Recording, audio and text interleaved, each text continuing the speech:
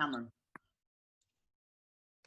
I think Lily raises a really important point when talking about the difference between feminism, being a feminist, and supporting the feminist movement.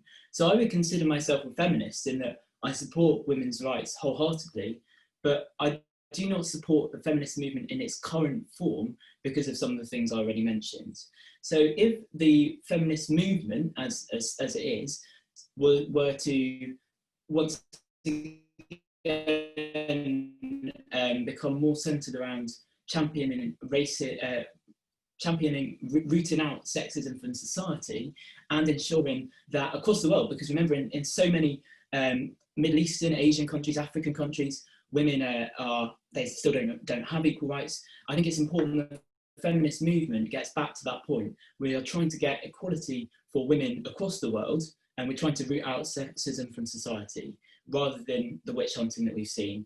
And that's the reason why at the moment I consider myself fundamentally a feminist, but not a supporter of the feminist movement. But if they were to change those principles, I would support the feminist movement. Yeah, I think both Lily and Cameron raised some good points that I kind of would like to get into more.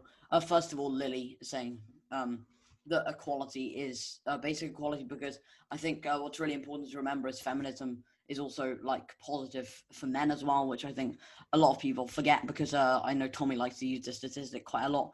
But for example, 5 out of 6 times women get custody of children, and that is because women are still seen today as to be like the primary caregiver and the person that stays home and looks after the children. So it negatively affects men in many other ways, and then also toxic masculinity, which is still on the feminist agenda at the minute. And then also Cameron's point about how feminism is like, maybe in the UK we are a lot better off, but still, of course, nowhere near where we need to be, but like around the rest of the world, because a lot of the time, if we think of like women in history, for example, Emily Pankhurst, although she was like a feminist and she fought for women's rights, she was still white, cis, and came from a rich background.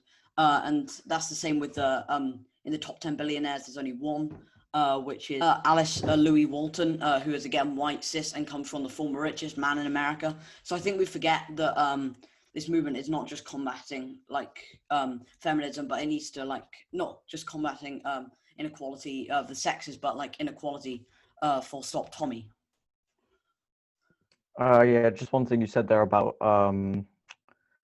Bezos's wife. I believe that her income came from the divorce, which I just think is a statistic that I thought would be nice to add, which isn't really a nice representation of the way that should be represented. But I think the way that she divorced him to get that much is a bit unfair.